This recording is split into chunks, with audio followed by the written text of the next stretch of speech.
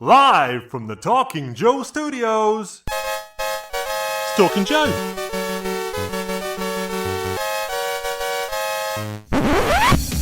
Talking Joe is on the air. Hey, it's me, Mark, and welcome to Talking Joe, the G.I. Joe Comics podcast. Now, today we are celebrating again the Cobra Silent Missions month of April. We've got 5 issues out, and the first one out the gate is the Baroness issue, created by Jöelle Jones on art, but more importantly for today, Declan Shalvey on writing. That's not the normal way you'd say it, but let's go with it. And he's joining me today. Hiya, Deck. Hey, how's it going, man? I felt like I should be doing the Baroness pose, the sultry, yeah. Yeah. Thanks for having me. I like how Jöelle is credited first, because I saw him like, son of a bitch, I'm writing it. I should actually. I was somebody who was always pushing for like, it's actually not bad to have the artist credited first. Yeah. Plus, it's also Art really about creds. her anyway. Yeah. So. Exactly. Yeah. Remember those days? So yeah. Yes. I'm Typical also writer. All go into your heads. once you're on the other side of the fence, everything changes. The whole color spectrum changes. It becomes all about you. All right. No, rightly so. Like I think, especially because of the silent books, it's really about the art. It's a showcase for the artist, clearly. So, it's fine. It's fine. I'm fine with it. It's great. Yeah. As long as you've taken a significant hit to your normal page rate by not having dialogue, then it's all the Not how world it is in works, my order. friend. It's got to be so much easier. Surely, we'll get there in a second. Yeah, I'm being flippant. I would disagree actually, but we can get into it. Yeah, I am definitely being flippant there. So, as an introduction to those who don't know you quite so well, Declan Shalvey, Irish comic creator, known for his art on books such as Moon Knight, Deadpool, Wolverine, Venom, and more at Marvel, Batman at DC, his many covers, and creator-owned comics like Injection, Time Before Time, Old Dog, and so on. He was recently a triple threat creator as writer, artist, and cover artist for Mystique at Marvel. And at recent times, you have expanded out as a writer, including runs on Terminator and the relaunched Thundercats. And out in April is the latest expansion with Thundercats X, Silverhawks, however you pronounce that, 5-issue event miniseries. And you will be drawing the first issue with a bumper, 30 pages. But none of that matters. It all pales into significance because you are the writer of G.I. Joe, A Real American Hero, Silent Missions, Baroness, released Wednesday, April the 1st, 2026. Thank you for all your very good research and then just flushing it down the toilet. Is it Thundercats X, or how are you pronouncing it? Yeah, well, now I'm saying it out loud. I guess it's like Thundercats 6 Silverhawks. But no, I think there was back and forth whether it should be versus or X. But I think X is the thing everyone's doing these days. Yeah. Collabing. Collab, I yeah. guess that's what it is. It's Talking Joe X Declan Shalvey right now. Oh, wow. Let's clip that. Yeah. But yeah, no, it's I think it's just the we're just going for the X. Yeah, it could have been slash, it could have been and, it could have been versus, but we're going X. Mm-hmm. So quite often we'll start with a question about where our interviewee is. So can you tell us where you are today and what sort of space you're in?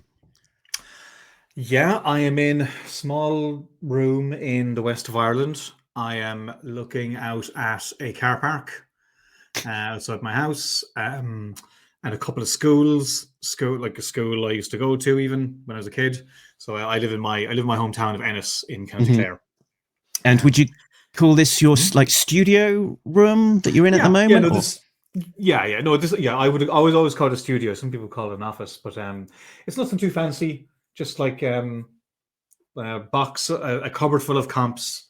I have all the pages I'm working on, books I've bought that I really should have read by now, but there's 30 of them.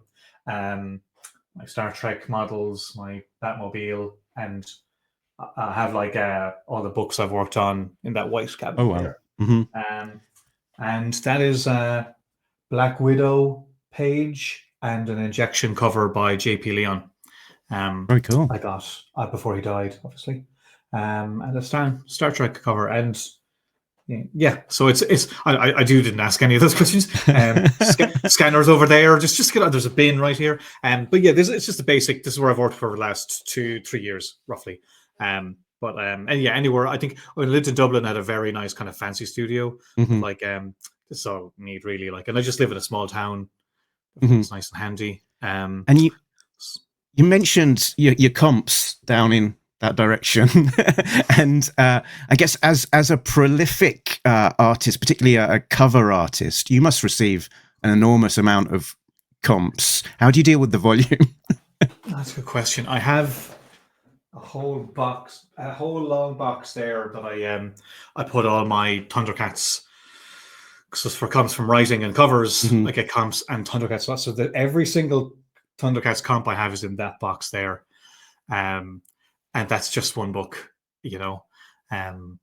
Like a while ago, I tried to sort through them all the Marvel stuff and all the writing stuff and all that. But no, it's getting bad. I mean, it was already bad, but it's getting very, very like I have a cupboard just full of comps. And I try and maybe like have some for conventions. I tried now these days do like a pack of 4 and like give them away, sell them cheap.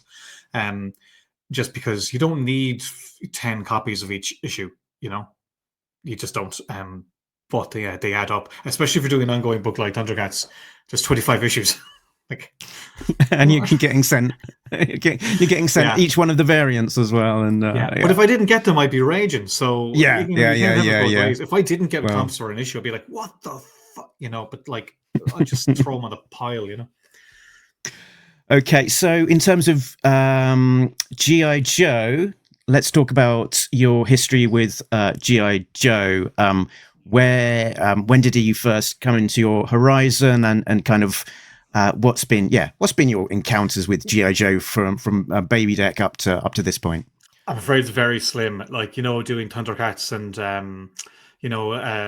being kind of part of the 80s comics revival thing, if you want to call it that. So I loved Turtles growing up, but GI, I think I have friends who are like 2 years older than me that were big GI Joe fans, and something that's kind of come to my realization with Thundercats too is like you forget when you're a kid the difference between a 5-year-old and a 6-year-old and whatever it is huge. Not much difference between 27, 28 or what have you, but when you're a kid, something hit. Like, say for example, Power Rangers. I have friends who are crazy about it. I care nothing for them. I remember them I remember them on TV, but they were just. I thought they were stupid. And you forget as well, you're a kid. You're very judgmental.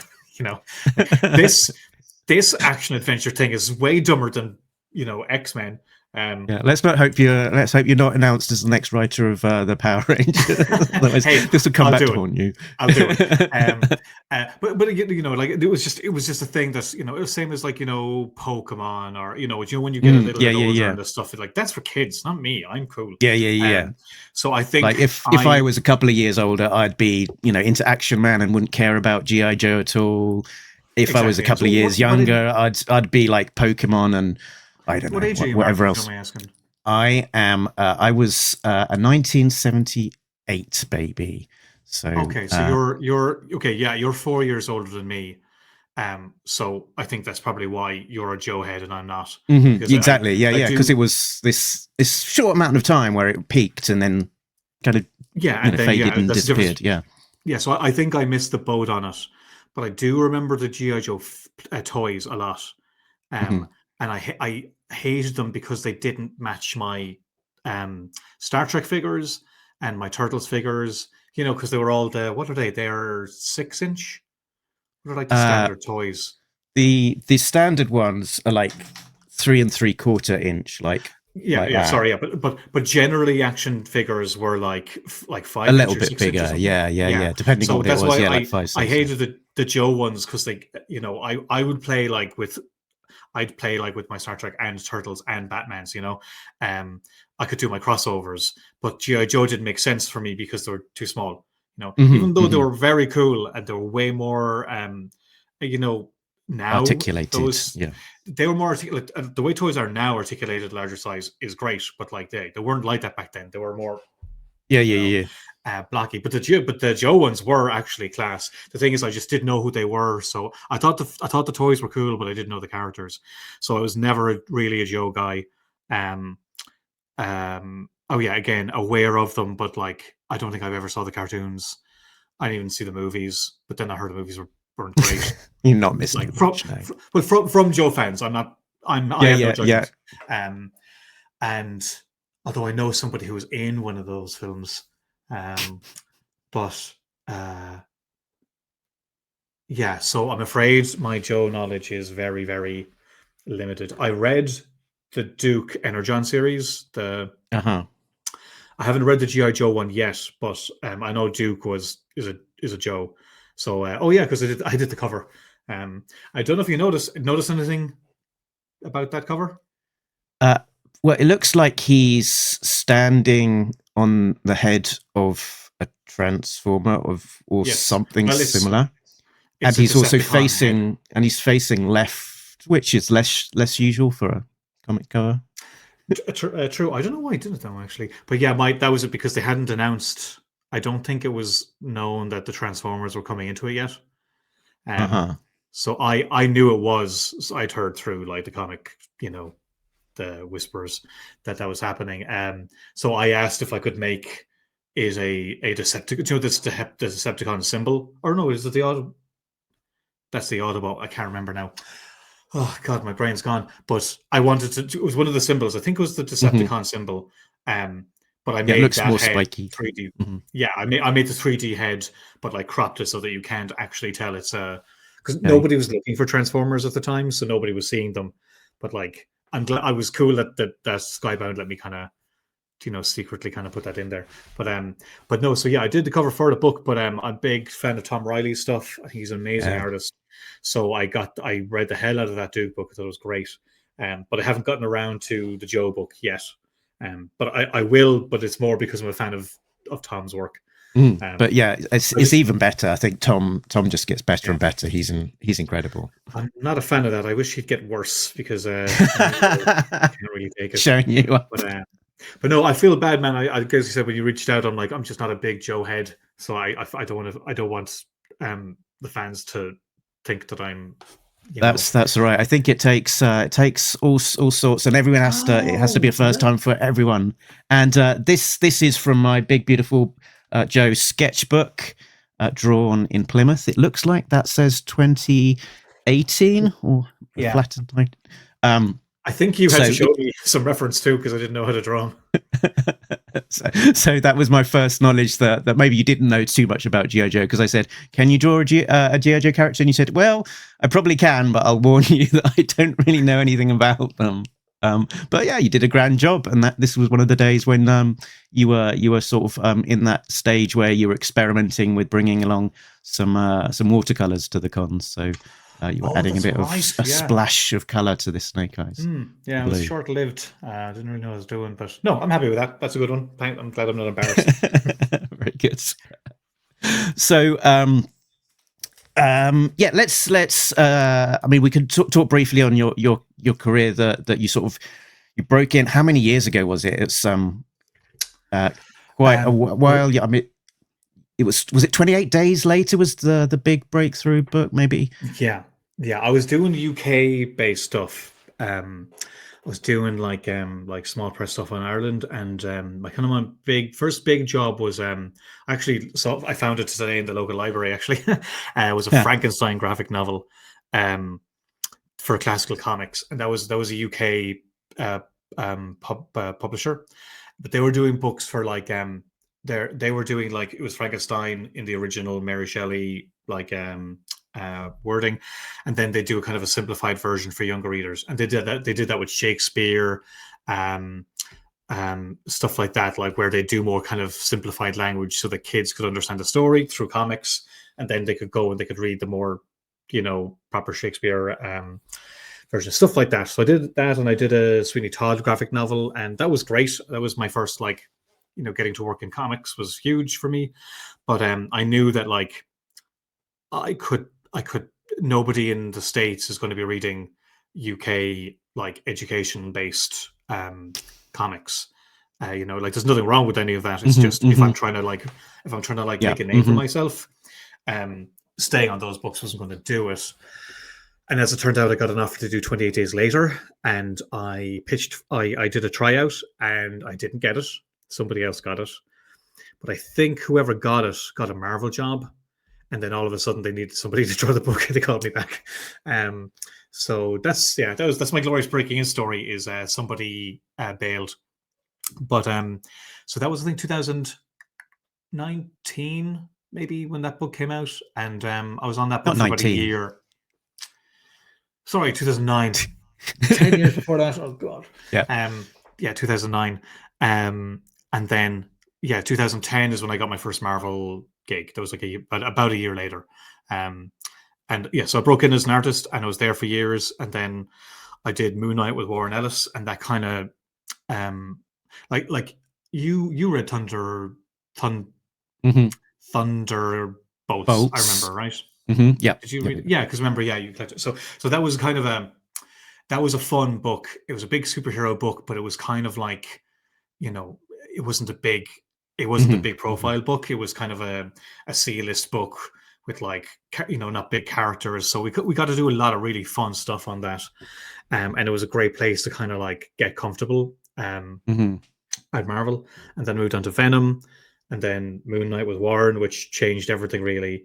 And then kind of got into Create Your Own Space, Batman, and I kind of, then I started writing my own stuff, and then other things kind of came along. So I'm in a very weird, not weird, it's a great place to be in, where I'm writing and drawing my own stuff, be it like a licensed thing or creator owned, and I'm writing, like, something for somebody else, or maybe creator owned stuff. So I have basically a finger in multiple pies, which is not where I thought.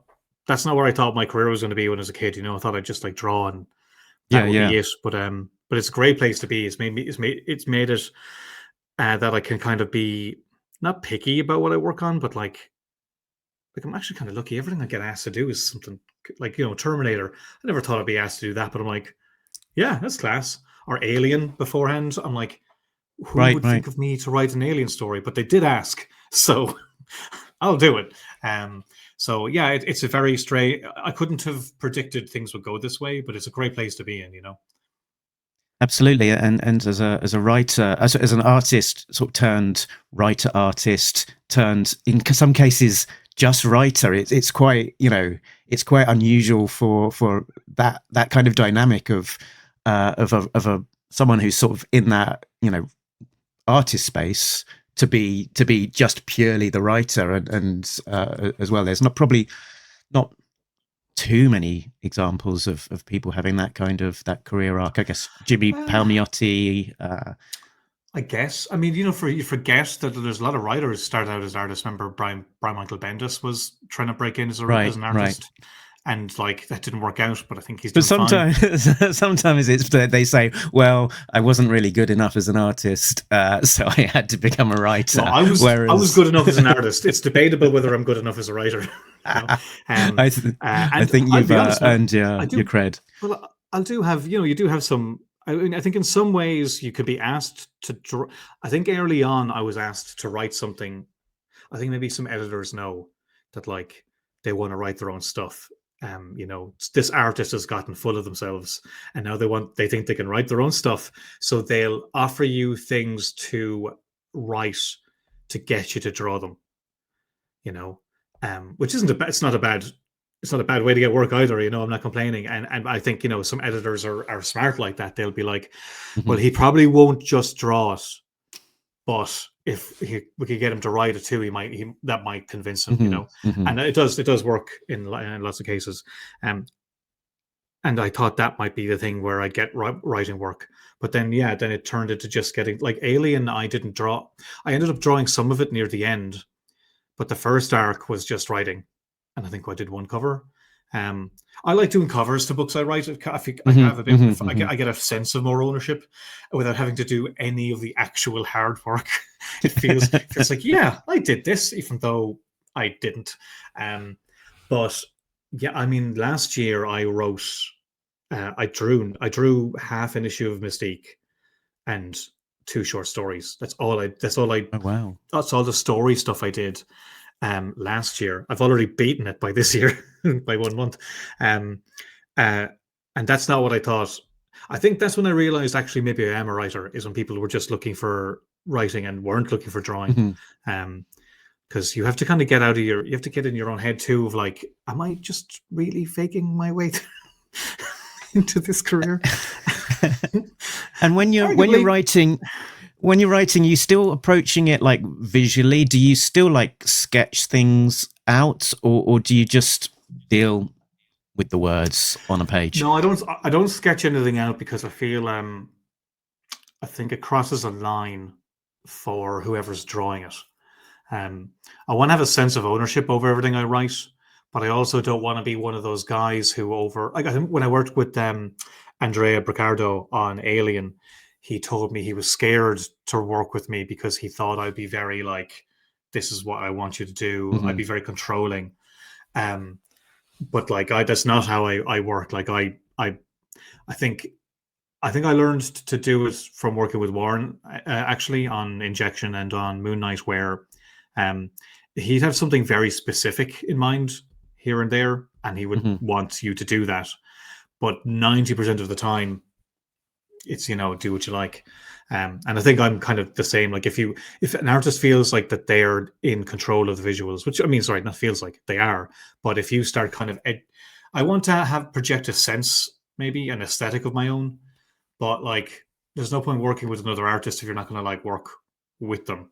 And I think doing things like drawing stuff for them, Mhm. I think that crosses a line and it makes it seem like I'm the auteur here and you're just the person Yeah. drawing my vision, which, I think you can kind of you'll maybe even fall into that trap sometimes. But because I've been the guy drawing that stuff, I don't want my collaborator to feel that way.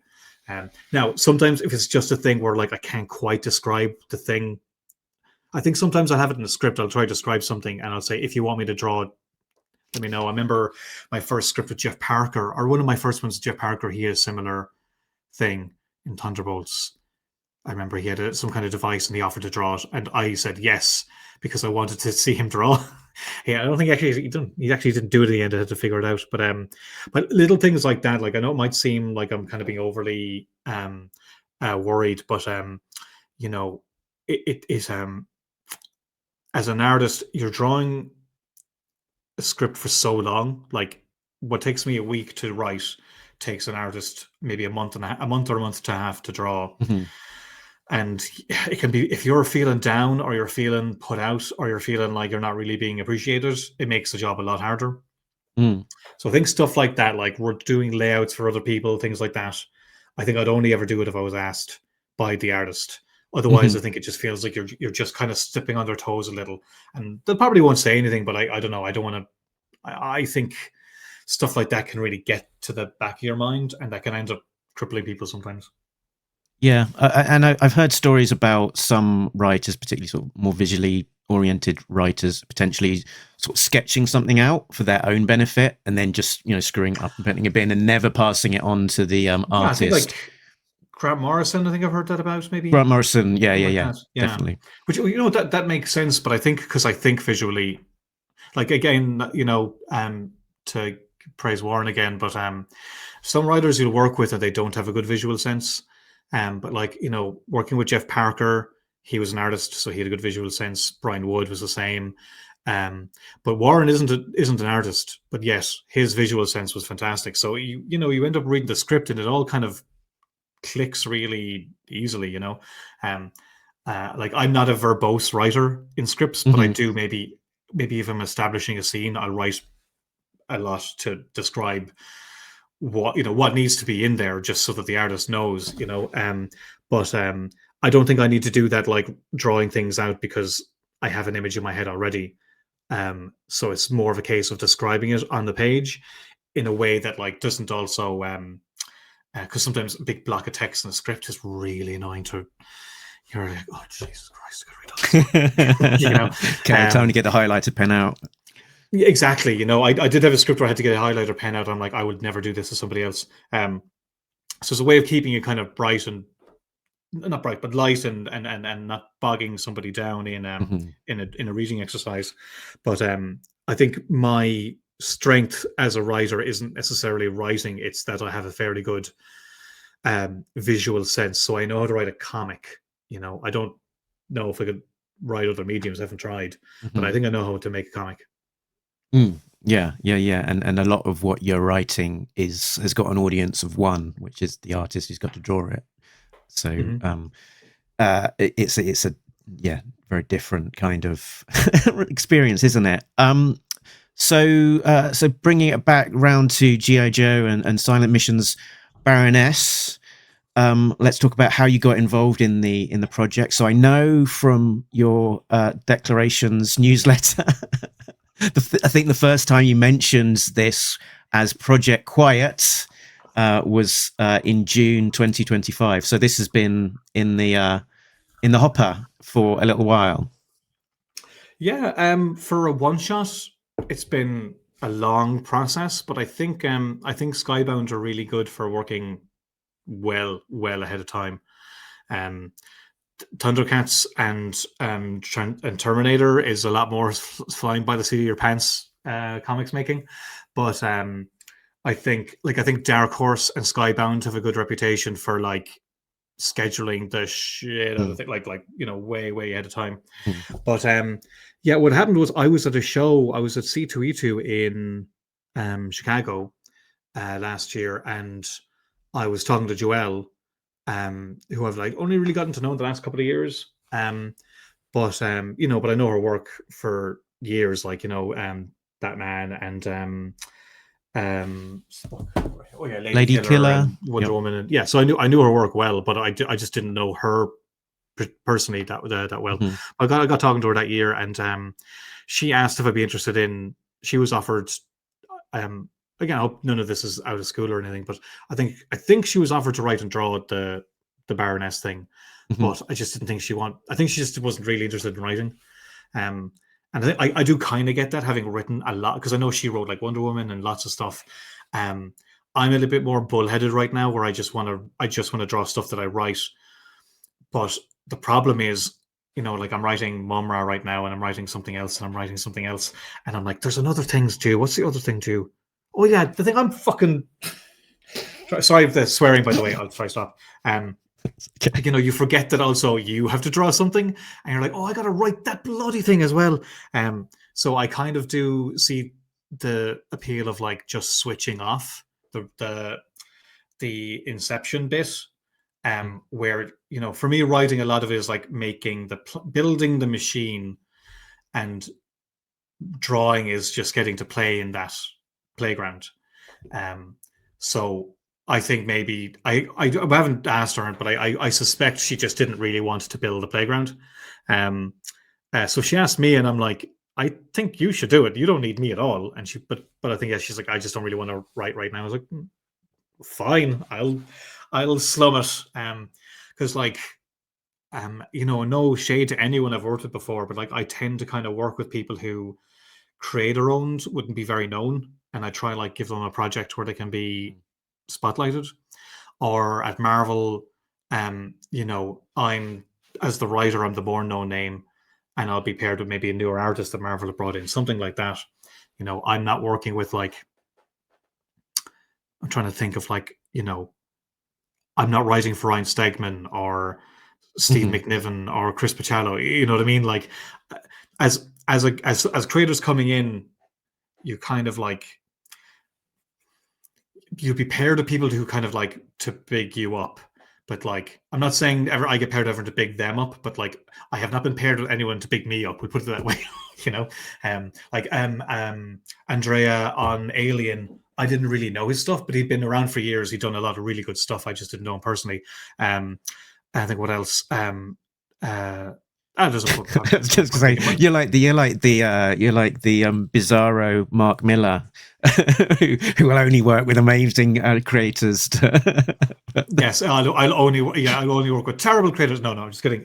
But No. It's like, it's giving them put this the way, platform to. talent aside, I'm not talking about talent. Just like I feel as gross talking about it, but like the optics of who's big and who's not, or what have you. And like as an artist, I always try to work with writers who are bigger than me because that helps you for the work you have to put in. It builds you up. Um, uh, and as a writer, I guess I don't have as much control maybe over what I take. Oh, maybe that's not true. I'm just thinking out loud now. But Jöelle is definitely the first person. I mean, I would put Jöelle like she's more. It's weird between Marvel and DC, but I would say she's more known than I am as an artist. Like she's worked on much bigger books. So this is the first time I've worked with somebody who's like definitely more known than me, which is great. That's a nice change from the other, where the other way I get to feel like I'm a big deal, whether I am or not is a whole is debatable. But like I do not feel like the big deal on this. Put it that way, because also I think Skybound don't give a toss whether I wrote it or not, because they emailed me saying like, "Oh, I heard you and Jöelle were talking about this," and I'm like, "I didn't know how this works because I've never worked with Skybound before." So if I'm being honest, I don't think they care that I'm on this book at all. They just wanted Jöelle, and I think Jöelle just wanted somebody else to write it. And as a fan of Joelle's, like it was such a cool opportunity to get to do just creatively. Also, like who you put say Jöelle Jones and Baroness, like who doesn't want to see that? And I get to kind of come up with how that happens. So no, it was really it's a very different gig for me in both scheduling and spotlight and and the characters too. Like I feel bad. Like I had to look up, but I knew Baroness. Like I knew the character, I knew what she looked like. But also I had to check because I know there's the Energon universe and then there's the All American Heroes universe. That had to be explained to me. I didn't know they were. I knew the Energon thing was a new thing, but I didn't know that the Skybound were doing Like the two things. Yeah. Yes, yeah. So that was again. I felt like more of an idiot. I'm like, oh god, why? I hope I don't get caught for being a total bloody faker. But sorry, yeah, I'm blabbing. That's what editors are for, I guess, to help you have a safety net that you don't go too far off the direction. I had read the Duke one that Wes did. I'm a big fan of Wes Craig, and I knew he did the Duke Sssilent issue, so I had read that. I really liked it. So actually, the only thing I really knew was Duke between that and the miniseries. But no, it was Alex Antone,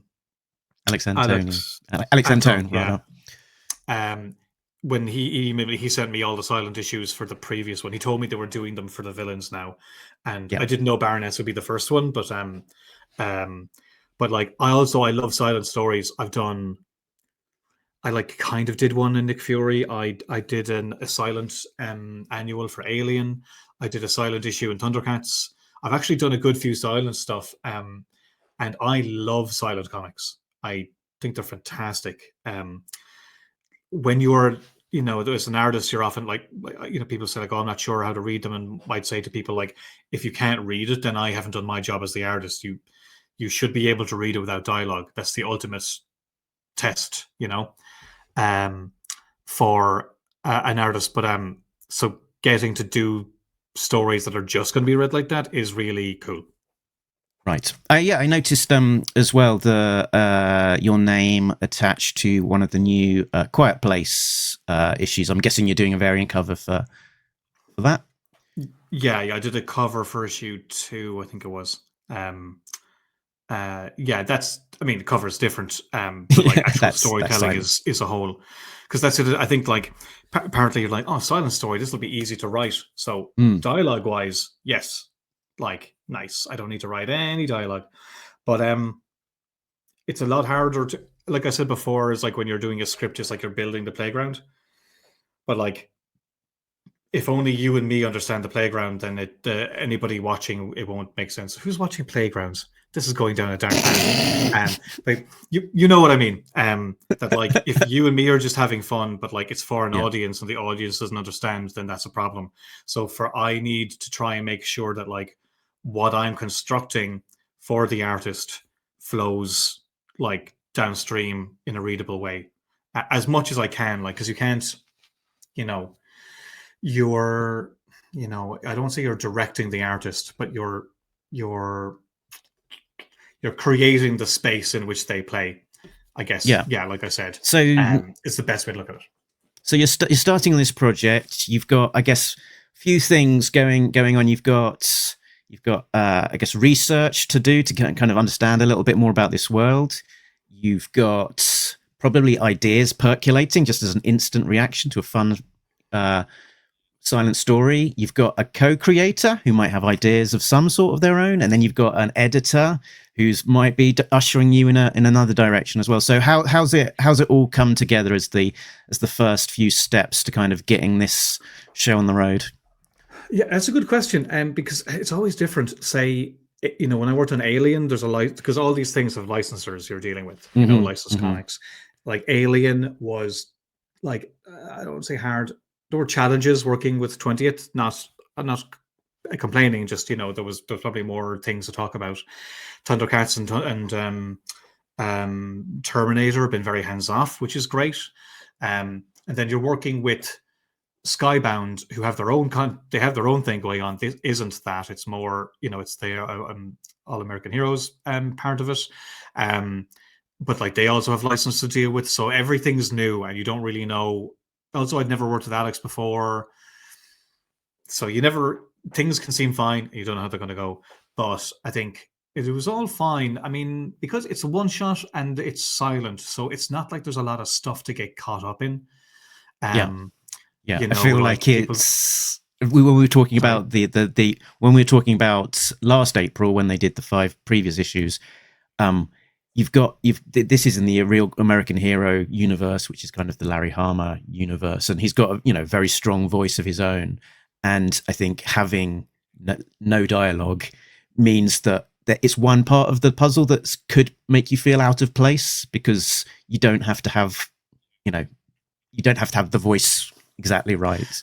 Which is the big thing, because I was trying to do my research at Baroness, but then also different continuities and different publishers. There's different histories, so I actually found it very hard at the start. I'm like, her name is this, but it's this also, and she it's again, I didn't understand this initially, that it was the All American Heroes. So once I knew, that clarified things a lot for me. But there would be some cases where maybe an editor suggested something, and then it went through to the licensor, and the licensor would suggest something, but that's actually what I had in the first place. Weird things can kind of happen like that. But you have to work with the editor, because they're the ones who work with the licensor, and they'll generally know, they don't like that, don't do that, or it just happened on a cover I was doing for something else, and they were like, oh, well, the licensor generally tends to flag this, so keep that in mind when you're doing that. Little things like that, but also the editors changed because Alex went on paternity leave. While I was actually writing it, I think. So Ben Abernathy stepped in. Okay. And then I think by the time I was finished, Ben was off it again and Alex came back in. That's a long process. I guess it's maybe 4 months or something. But it wasn't too bad, though. Like I said, I didn't have to have the voice right. Just you maybe have to kind of justify the actions. It's why is she doing this? Why isn't she doing that? And you have to kind of explain where you're coming from. And then they're like, oh, okay, But then again, if they didn't get it, maybe you have to do a better idea. Or so you have to do a better job of signaling that. Well, things like that. Jöelle, to be fair, just kind of let me off. I just really checked with her to see what she would like to draw. It's kind of the most boring question you can ask an artist, but it helps. And she wanted what did she to draw say? stuff. Cinema seats? Cinema. No, I'm from talking to her beforehand. I know that fold she out loves theatre. Well, I wouldn't mind drawing those because it's just one shape over and over again. But no, she loves big, elegant, fancy backgrounds. She remember she Uh-huh. told me like she showed me something she was working on, and it had all these very ornate, just very elaborate backgrounds, and like I will be like, oh, that like I would never want to draw that shit. So I just tried to think of like what would I hate to draw. And I did. I mean, I checked with her first. I said, "This is what I'm thinking of. I thought of this really like lovely setting that would be beautiful and elegant and interesting that I would never want to draw, but I knew she would." And I did ask her recently. I was like, "I hope you're like the pages," and she's like, "Oh, I really like the location." I'm like, "Good," because that was the one. There was two things with Jöelle that I had kept in mind was that like drawing beautiful things, like the stories takes place in an opera house. So I'm like, okay, she'll like drawing that. She will like drawing elegant dresses and people in fancy outfits and things like that. Like not me. No, I would draw everyone in rags if I could get away with it. But I also love espionage. Like, because also this was cool for me. I love doing espionage stuff. So like a character like Baroness, right up my alley.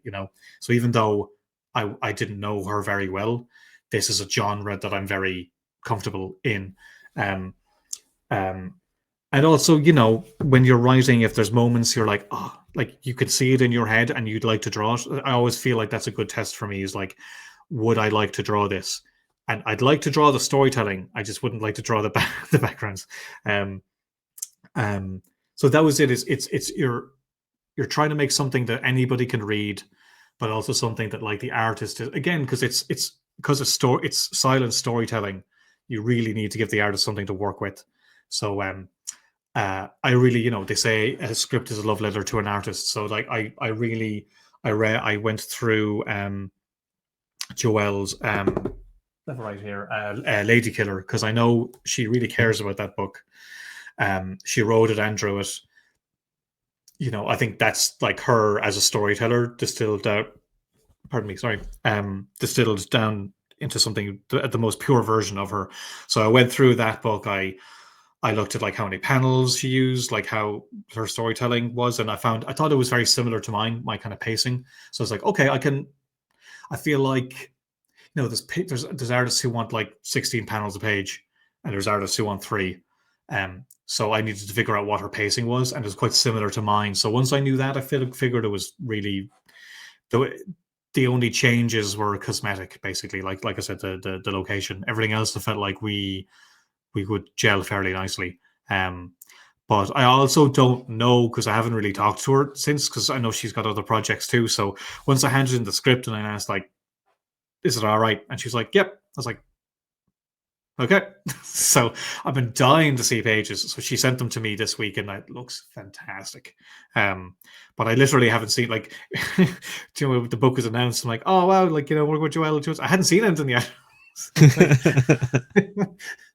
Except the cover. I saw the cover, like everybody else. Yeah. So now that I've seen the pages, I'm very happy. Very good. Yeah, I mean, for me, this is an unusual interview in terms of writing, talking to you as a writer.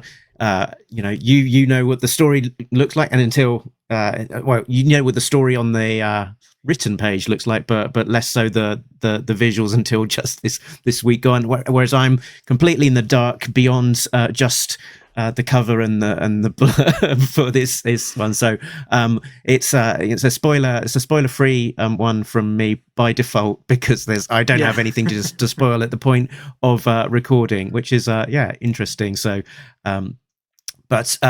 so once you'd got the script, you'd had a bit of back and forth, a few changes with editorial, and then sort of just able to take your hands off it and say, Jöelle is now just over to her to draw it. And is that normal? Do you normally, is that normal excitement of seeing the pages or the issue coming in? Is there's normally quite a big bit of anticipation, or does it vary project by project? Always.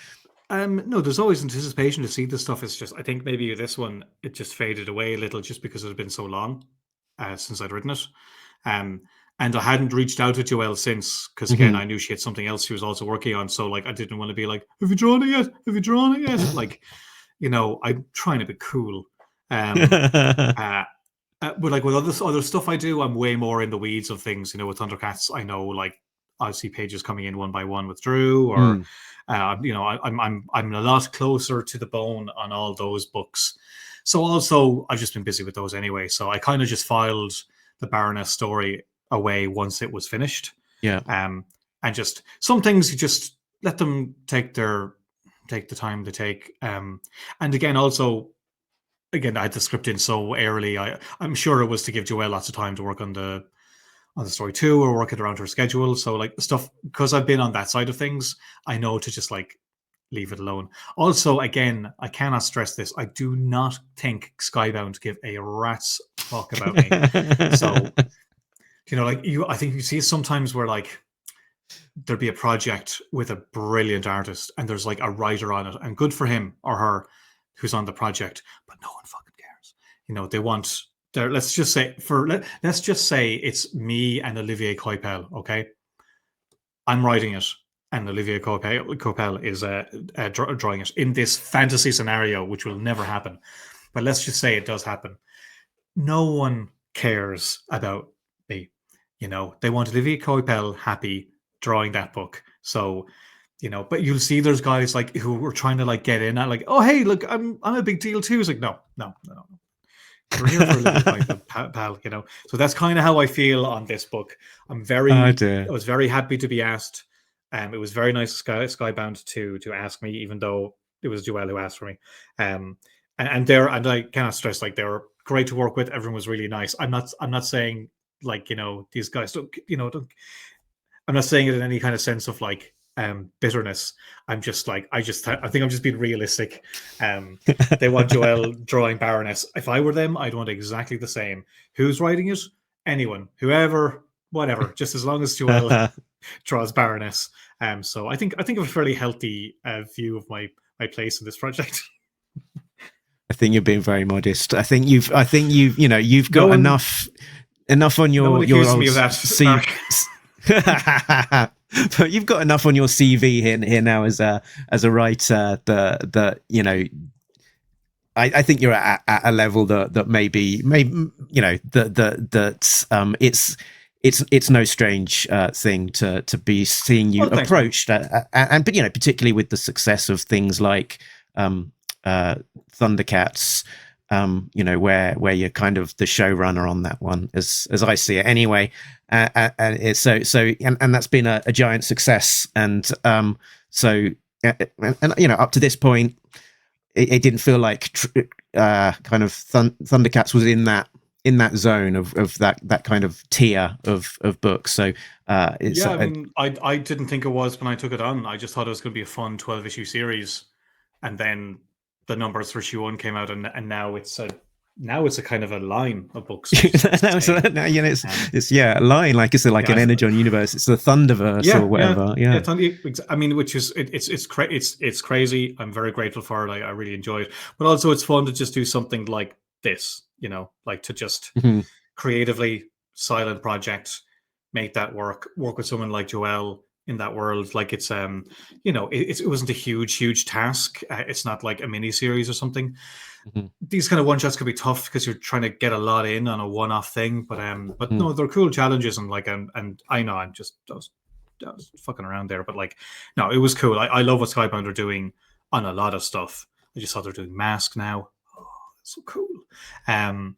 What they're doing, the Transformers stuff, some stuff that I've heard about that's coming out is really weird and interesting. Like, massive respect to what they're doing, and also these silent things are really cool. Like, I like when publishers are not just doing the one thing; they're trying other stuff, or they're experimenting with storytelling and stuff like that. So, of all the, this is a cool. Like, who else is doing these? It's like Gabriel Hardman and. Yeah. Oh, off the top of my head, I can't remember. Let me put it on the screen. Yeah, you should know. Yeah, I do know, but I. so it is. Oh, that's so small for me. It is Gabriel Hardman. Then it's Pat Olive with Tom DeFalco. Then it is that JLL artist Howard Porter, and then George Fornes or Jorge Fornes, which is the one that I'm looking forward to particularly because he's incredible. So Yeah, I mean, I hate it's it. very I much. see him do covers. I'm like, I wish I'd thought of that. You know, It's a murder's row of talent, and same as it was last year. They had yeah, it's nice to be the first one too. You know, not being like first out the television gate. like people. Yeah, it's great. You know, love the cover Jöelle did too. No, it's a cool thing. It's a cool thing they're doing, and it's a real of all the projects to be attached to. This is a really cool one. So no, yeah, no, I enjoyed the hell out. Again, it was a challenge. It was a little frustrating, but like all the good projects are, if everything's going off without a hitch, something's probably going wrong. Um, so no, yeah, I'm just talking myself in circles now. Like, I'm just looking forward to And everyone maybe April 2027, we'll see a Declan Shalvey one shot where it's just your name above the. Yeah, or some like crappy writer. Yeah. Who can we get into? That'd be cool. I mean, as an writer artist, I'd love to do something like this. You know, totally. Like this is like it's kind of what I'm getting to do with the crossover. I'm getting to write and draw the story in this thing. Like not little, sorry, but like signature solo projects like these are really really cool. Like yeah, I would totally do one of these, even if I didn't know the character too well. Like that's just an excuse to learn. Yep. And it's a one story, and you can have the main character, and you can have a handful of other characters. You don't have to I think be all over the entirety of the lore. So yeah, you can be somebody who's like, let's just say, Destro, who is in this one shot. Like I didn't want to have him in it because I didn't want to take away from Baroness, but it was explained to me that like Baroness fans are invested in that relationship.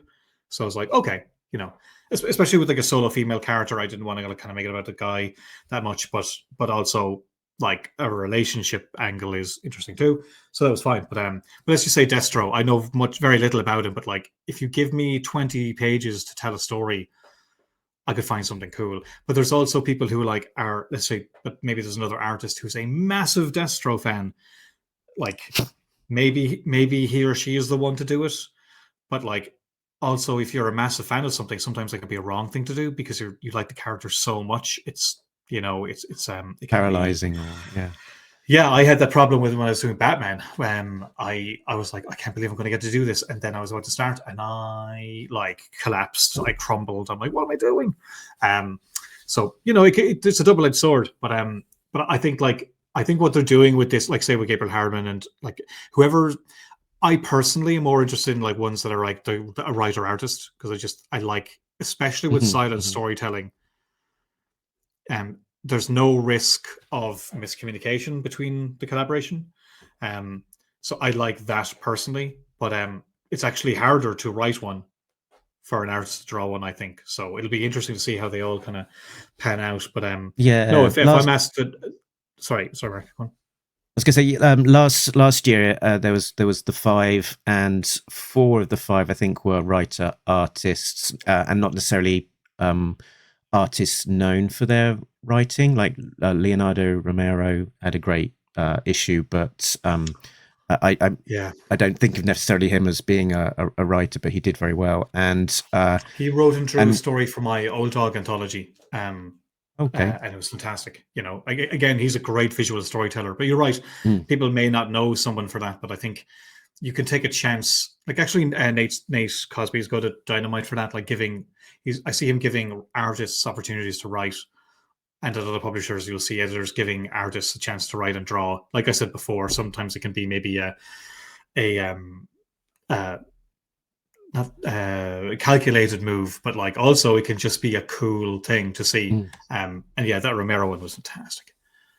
And last year the one that did have a writer combination was Dan Waters with Danny, and it looked amazing. It was but yeah, I don't think Danny had an interest in or maybe it was just didn't have the story, didn't have confidence that she knew the world well enough to be able to well, also her and her and Dan have collaborated a lot too. So yeah, and I'd say he's actually a big I'm not sure. I would say he's probably a GI Joe fan, but he's younger than Yeah, me. well, so maybe not. he was less of a fan, but had become one because he wrote the Destro miniseries, and now of course he's doing Mask as well, which will be very exciting. And this year around, I think the other writer artist combination is Pat Olive with Tom DeFalco, which is, I think, it's more of a fun repairing of them, given their sort of history of producing comics together before. So it's getting a dream team back together to do something slightly different. So that's a lot of fun. But yes, let's do it. 2027. Cool.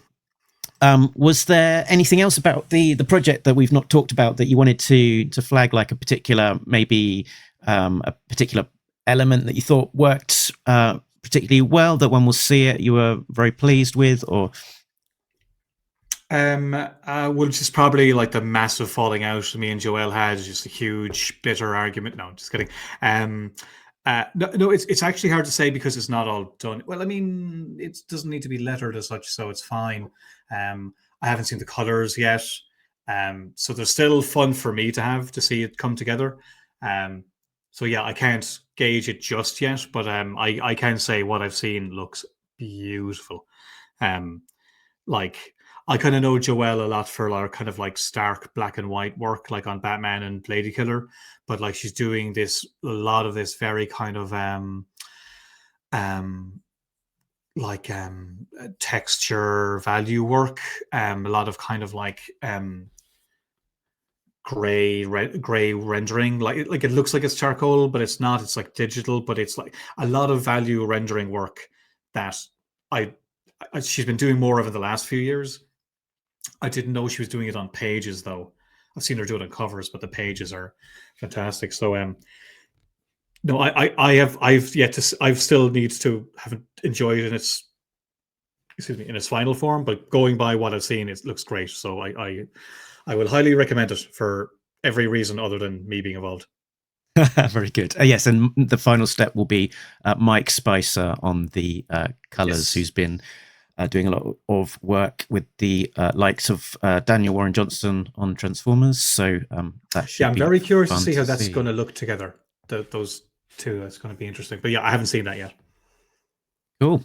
So I think that just remains for me to say thank you so much, Declan, for joining me, taking the time out of your busy schedule, and an absolute treat to find an excuse to talk to you properly for this Talking Joe sort of exercise, because been a big fan of what you've been doing for many years now. So it's great to just have these worlds collide.